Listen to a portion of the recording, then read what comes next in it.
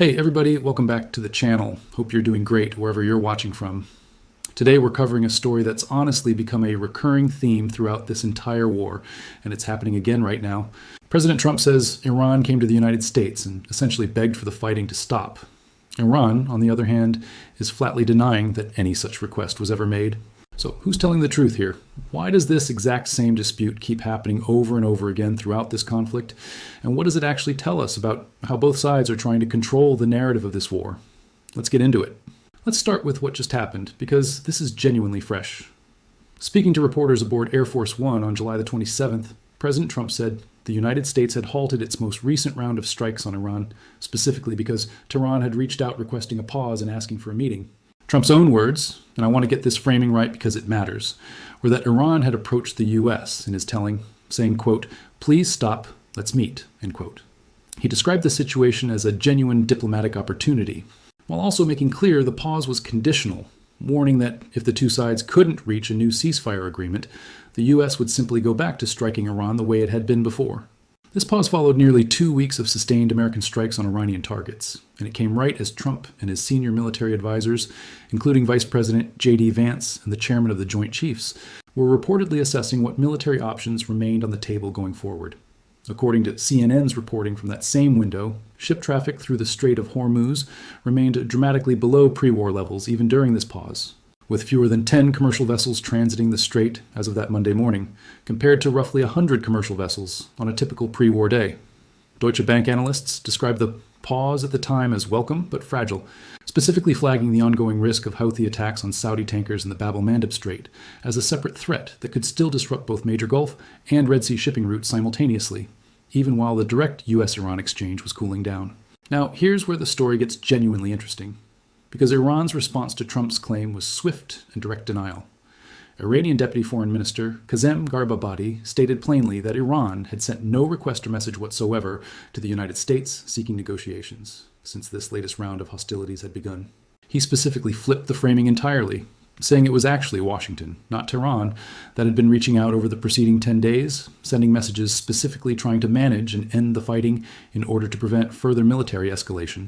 So, according to Iran's own telling, it wasn't Tehran begging Washington to stop, it was Washington quietly trying to find an off-ramp and reaching out to Iran first.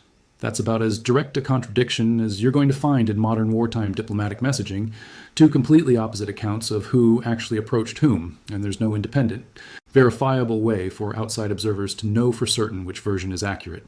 But here's the thing that I think is genuinely worth paying attention to. This isn't a one-off dispute, specific to this particular week. This exact same pattern, Trump publicly claiming Iran asked for a ceasefire or begged for the fighting to stop, followed immediately by Iranian officials flatly denying it, has repeated itself multiple separate times throughout this entire war. And once you actually lay out that pattern across the full timeline of the conflict, it starts to look a lot less like an isolated diplomatic miscommunication and a lot more like a consistent messaging strategy on at least one side of this exchange. Let's go back and trace through the earlier instances of this exact same dynamic, because the pattern is honestly pretty remarkable once you see it laid out chronologically. Back on April 1st, Trump posted on his Truth Social platform claiming that Iranian leadership had, in his words, quote, "just asked," end quote, the United States for a ceasefire. He specifically referenced Iran's new president in that post and separately mentioned a new supreme leader, Mojtaba Khamenei, who had reportedly succeeded his father after the elder Khamenei's death in an earlier airstrike. Trump's response to that supposed ceasefire request was notably conditional and aggressive in tone, stating that Washington would consider the request only once the Strait of Hormuz was, in his words, open, free, and clear, adding the memorable line that until then, the United States was, quote, "blasting Iran into oblivion." Iran's response to that specific claim was immediate and unambiguous. The country's foreign ministry spokesperson stated directly that Trump's assertion about a ceasefire request was false and baseless. So this exact dispute, Trump claiming Iran begged for a pause, Iran flatly denying it ever happened, had already played out once before, months earlier in the war, using almost identical language and almost identical denial framing to what we just saw happen again in late July. There's also a third related instance worth mentioning, this one coming from Defense Secretary Pete Hegseth, rather than Trump directly, but following the exact same narrative pattern. After a ceasefire took hold following what Hegseth described as a 38-day operation, he told reporters that Iran had, in his words, quote, "begged," end quote, for that specific ceasefire, crediting Trump's threats to devastate Iran's broader civilization as the decisive factor that finally forced Tehran's hand. Hegseth didn't stop at just the begging claim either. He went on to detail the scale of destruction the U.S. had inflicted in the lead-up to that particular ceasefire, saying Iran's missile program had been functionally destroyed over that 38-day stretch, that Iran's navy was now sitting at the bottom of the sea, that Iran's air force had been completely wiped out, and that the U.S. now, in his words, owns their skies. He also mentioned that American forces had carried out more than 800 separate strikes on Iran on just the single night before that particular ceasefire took effect, and claimed those strikes had completely destroyed Iran's defense industrial base, specifically its capacity to build rockets, launchers, and drones going forward.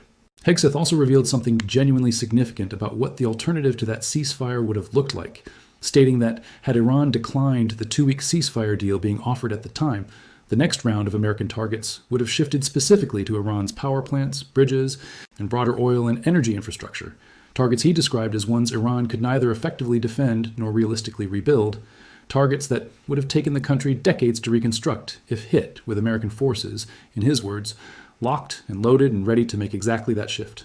Now, I want to be fair and balanced here because there's also been genuine documented instances throughout this war of formal ceasefire negotiations and specific proposals that both sides have publicly acknowledged, separate from these specific begging or please stop claims.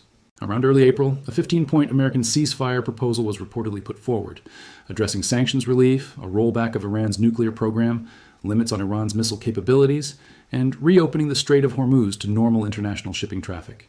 Iran responded to that specific proposal not with silence or a flat denial of any negotiation happening at all, but by publicly dismissing the American plan and issuing its own detailed counterproposal instead, one that specifically called for a halt to the killing of Iranian officials, guarantees against any future war being waged against the country, reparations for damage sustained during this war, a genuine end to hostilities, an explicit recognition of Iran's sovereignty over the Strait of Hormuz.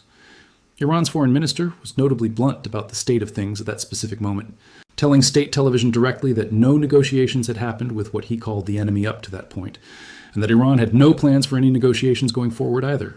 So you can see the more complicated, layered reality underneath all of this public messaging. There clearly have been genuine, substantive diplomatic exchanges happening throughout this war, real proposals, real counterproposals, real points of disagreement over specific terms like sanctions, nuclear limits, and control over the Strait of Hormuz. But layered on top of that genuine diplomatic activity, there's also been this recurring separate pattern of American officials specifically framing Iran as the party that came crawling first, begging for relief, using language clearly designed to project American strength and Iranian weakness to domestic and international audiences alike, and Iran just as consistently publicly rejecting that specific framing every single time it comes up. I think it's worth pausing here to think through why this particular narrative dispute keeps recurring so consistently throughout this war, because I don't think it's simply a matter of confused or garbled communication between the two governments. Consider the incentives on each side. For the Trump administration, publicly framing Iran as the party desperately seeking relief serves an obvious political and strategic purpose. It reinforces a narrative of American strength and dominance. It justifies the enormous cost and scale of the military campaign by suggesting it's working exactly as intended, forcing the adversary to its knees, and it plays well domestically as a straightforward story of decisive American resolve paying off. Whether or not Iran actually made any specific approach through back-channel or formal diplomatic contacts, framing whatever contact did happen as Iran begging serves that broader narrative purpose regardless of the precise, granular truth of who technically initiated which specific conversation. For Iran, the incentive runs in exactly the opposite direction, and it's just as understandable once you think it through. A regime that's already dealing with serious internal legitimacy questions that we've discussed at length in previous videos regarding the genuinely murky and unsettled leadership situation at the top of the government cannot afford to be seen publicly capitulating or begging a foreign adversary for mercy. That kind of public admission would be genuinely dangerous for whoever's currently trying to hold together whatever remains of centralized authority inside Iran right now, potentially undermining domestic support at a moment when the regime can least afford any additional erosion of legitimacy. So Iran has every possible incentive to flatly deny these begging claims every single time they surface, regardless of what actually happened in whatever private diplomatic channels may or may not have been used. This creates a genuinely fascinating and frankly pretty familiar pattern that shows up in a lot of protracted conflicts throughout history, where both sides have strong rational incentives to control the public narrative around who's actually winning and who's actually asking for the fighting to stop, completely independent of whatever the actual granular ground-level diplomatic reality happens to be. And because most of the actual back-channel diplomatic contact in a situation like this happens through indirect intermediaries, regional mediators like Qatar, Egypt, or Pakistan, who've been repeatedly mentioned throughout this war as facilitators, rather than direct publicly recorded conversations between American and Iranian officials, there's genuinely a lot of room for both sides to offer their own competing, self-serving interpretations of the exact same underlying diplomatic activity without either side technically having to lie outright about anything specific and verifiable. Let's also touch on the human and economic cost that's been unfolding underneath all of this dueling messaging, because I think it's important not to lose sight of that amid the back and forth over who said what to whom. During the specific stretch of fighting that led into this most recent pause, Iran's health ministry reported that at least 17 people were killed in U.S. strikes across 6 different Iranian cities in just 2 days, with an additional 115 people wounded in that same short window. That's happening in the exact same time frame as this dispute over who's asking whom to stop fighting, which is a pretty stark reminder that regardless of how either government chooses to frame the diplomatic narrative for public consumption, real people continue absorbing real casualties throughout every single one of these on-again, off-again phases of this conflict. There's also been genuine international concern raised about how far the threatened scope of this war has extended throughout these various rounds of escalation and de-escalation. Around early April, when Iran rejected a proposed 45-day ceasefire and Trump's deadline for expanding strikes to civilian infrastructure was ticking closer, United Nations Secretary General Antonio Guterres specifically warned the United States that attacking civilian infrastructure is banned under international law. Trump's own response to that warning was notably blunt, stating publicly that he was, in his words, not at all concerned about committing possible war crimes, while reiterating his threat to expand strikes against Iranian infrastructure if Tehran didn't meet the specific deadline he'd set for reopening the Strait of Hormuz. That's a genuinely significant statement for a sitting American president to make on the record, and it's worth sitting with for a moment, because it shows just how high the stakes and how blunt the rhetoric have gotten throughout this entire war, well beyond just the narrower dispute over who's asking whom to stop fighting. So where does all of this leave us with the most recent version of this exact same story? The one that just happened on July 27th? I think the honest, balanced answer is that we genuinely don't have independent, verifiable confirmation of which side is telling the truth about who approached whom this time, just like we didn't have that confirmation back in April when this exact same dispute played out with nearly identical language. What we do have is a well-established, repeating pattern throughout this entire war, where American officials have consistently and repeatedly framed Iran as the party begging for relief, and Iranian officials have just as consistently and just as repeatedly denied that framing every single time it comes up. That pattern itself is genuinely the story here, more so than any single instance of it in isolation, because it tells you something important about how both governments are managing the public narrative of this war for their own respective audiences, regardless of what's actually happening in whatever private diplomatic channels are quietly working in the background. Going forward, I think the thing worth watching most closely is whether this current pause, the one that started around July 25th, according to reporting, actually holds and produces some kind of durable, substantive agreement this time, or whether it ends up following the exact same pattern we've seen play out repeatedly throughout this war. A brief cooling off period, competing public claims about who requested it and why, and then eventually a return to active strikes once one side or the other decides the diplomatic track isn't producing results fast enough. Based on the track record we've walked through today, spanning from that 38-day Operation Ceasefire through the April ceasefire proposal and counterproposal, through the rejected 45-day truce, and now to this latest July pause, I think the realistic expectation has to be that we'll likely see this same cycle repeat itself again before too long, regardless of who actually said, please stop first this particular time around. That's going to do it for this one. Let me know what you think, whether you believe Trump's account that Iran genuinely approached the U.S. asking to stop, or whether you find Iran's denial and counterframing more credible, given everything else we know about the incentives at play on both sides. Drop your thoughts down in the comments. I always read them and genuinely enjoy seeing where everybody's head is at on this.